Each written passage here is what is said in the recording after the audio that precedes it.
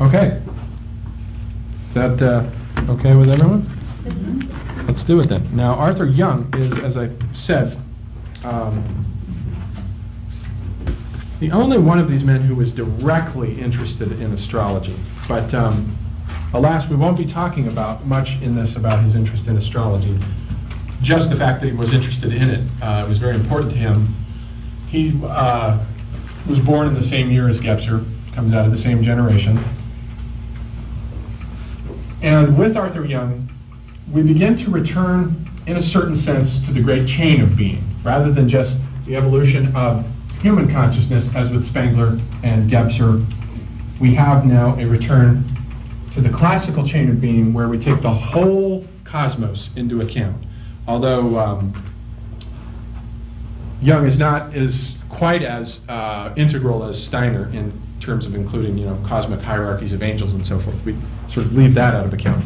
But otherwise, everything else is included: the plant world, the animal world, the inorganic world. He sees this whole thing. Young started off as a kind of scientist. He was an engineer. He invented the Bell helicopter. The Bell helicopter, he sort of was actually looking around for a good problem to solve, to sort of teach himself how to solve problems. And he was interested initially in relativity, and he was studying Einstein and studying mathematics for a while. He was born in France, but then moved over to America. And so he wandered around for a while, but he was also always interested in the occult. He was always interested in manifestations of the occult, and when you read his autobiography, you can see him wandering around, taking up with one sort of practitioner of the occult after another. I mean, he was very fascinated with it. And it took him forever to sit down and write something. His books aren't written until, I believe, he's in his 70s. So he had this incredibly long-lived life. He died, I think, in 93 or 94. And he was a very patient man. And so after he invented the Bell helicopter and got that off the ground, got it patented, and began to have a reliable source of income from that, he was able to just sort of wander around and, sort of do all these things. He wandered out to Berkeley, California, where he founded the Institute for the Study of Consciousness, and just everything under the sun really sort of interested him in that sense. His autobiography was left unpublished at the time of his death, and I have here a chapter from it by one of his pupils is putting it together. And this autobiography is unique in one primary respect. It is the only biography so far in history that includes his astrological transits. He wrote all of his astrological transits in the margins of this manuscript so that you can follow the unfolding of his life course and read the transits. Now, I'll pass this around so you guys can just glance at what he's doing. The only problem is I can't read, there are certain areas of astrology that I don't know, such as progressions, and he was very fascinated. He was pretty much into the tropical zodiac, and he was very fascinated with progressions, arcs, and the parts of fate. And not everybody is into those, and so I can't read those transits. I don't understand their significance, so I'll have to learn that. But it is fascinating just sort of in and of itself. I'll pass that around. This is the only thing that's available from that manuscript right now is just this chapter that this woman circulated at one of these meetings. The Anodos Foundation is the foundation of the Arthur Jungians. So he was completely taken by astrology. He had a very mathematical mind. He was very much interested in geometry and mathematics. And his two primary books are The Geometry of Meaning, which I haven't read yet. It's a little bit forbiddingly technical for me, in the sense that what he does in that is he compares all the measure formulae in physics with how they work out in relationship to the 12 signs of the zodiac. And that's The Geometry of Meaning, and that's sort of a challenge to sit down and look at that. The other great book that he wrote is The Reflexive Universe, and that's the one we'll be talking about here. And both of them, I think, came out in the mid-70s, 1975, 76. And he was very well along in his life by that time. Very slow, patient thinker.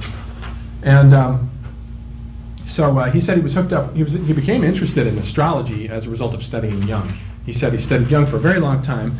And there's another book by him that's published that's a series of diaries called The Bell Notes, A Journey from Physics to Metaphysics, where he talks about, it's just selections from his diaries during the period when he's beginning to move out of the development of the Bell helicopter and beginning to think about these spiritual matters.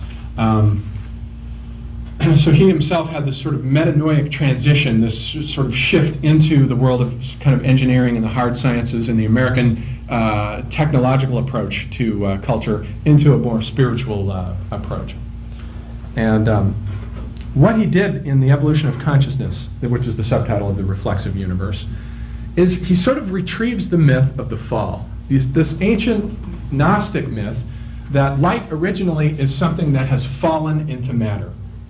One of my favorite myths that's worth recounting in this respect is the Monacan creation myth that illustrates sort of the background that he's coming out of, and also Steiner, to a large extent, is sort of reviving these ancient Gnostic themes, whereby light has fallen into matter, and it's trying to get out again, to get back to its source. But it's not just a process where you sort of have a fall, sinking, capture, and then return. It's return with a developed consciousness that is capable of recognizing that return.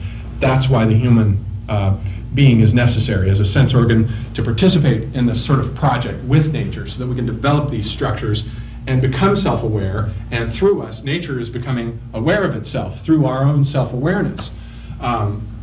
In the Monacan creation myth, and Mani was, this sort of, he represents, this is clear back in the 3rd, 4th century AD, Mani represents the culmination of Gnosticism. And the Gnostic movement has very definite parameters. It really begins with the John Gospel, which was written in 100 AD.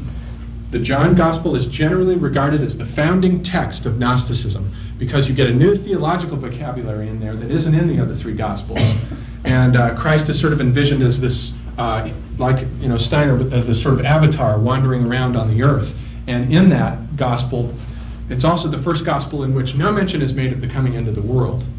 And so this is why I don't think the same John is the author of the Apocalypse of John, and particularly because the John who wrote the John Gospel and wrote the 2 letters of John is a John who saw God as a God of compassion and love and tenderness and mercy and kindness. The John who wrote the book of Revelation is not that same John. He saw God as this gigantic, vengeful, terrifying God, as a sort of sublime God who would come and punish those who deserve to be punished, and those who hadn't converted. I mean, it's a frightening vision. But on the other hand, it may have been the same man. Well, who knows? The human psyche is very complex. But the John Gospel comes in about 100 AD. It's this first sort of Gnostic text, and the Church, for a very long time, refused to accept it as canonical for those reasons. But after the shift out of apocalypticism, the apocalyptic period, remember Spangler says, anytime you get this apocalyptic fascination, you've got the birth of a new culture coming into being. We're moving into that right now. But that period that signified the birth of the Magian consciousness extends from the first apocalyptic texts come in with the Hebrews about 150 BC and extend to, with the John Gospel, up to 100 AD. Although the John Gospel is not apocalyptic, it marks the transition to Gnosticism. And within that apocalyptic epoch there, the book of Daniel and 1 Enoch are the first apocalypses. And the Hebrews are really, during this period, getting very, very anxious about this pseudomorphosis problem, where they're being ruled at that time by the Greeks, and the Greeks come in and try to make them abandon their rituals and sacrifice to Zeus, and they don't want to do that, so they revolt against the Greeks, and this becomes the whole tradition of the Maccabean revolt. But then out of that comes the apocalyptic period. That flares up, dies down, then you get to the John Gospel, and you get the shift into Gnosticism. Now, why should that be? Not only do we have the birth of the Magian civilization there, but in the John Gospel, we have this idea that instead of an apocalypse, there will come a 3rd personage, namely the Paraclete. And the Paraclete will be this being who will come down to finish the revelation of whatever it is that God has to communicate to man. And so Christ doesn't speak of apocalypse, he speaks of this one who will come to comfort you. My advocate will come and will comfort you and will descend down. So it's left very ambiguous about who this Paraclete was. So during the next few centuries, as Gnosticism gets going, you get a number of prophets who step forward and proclaim themselves as the Paraclete that was prophesied in the John Gospel. And there are a whole bunch of them. And Mani was one of the last ones. Mani proclaimed himself in the 3rd or 4th century AD as the Paraclete.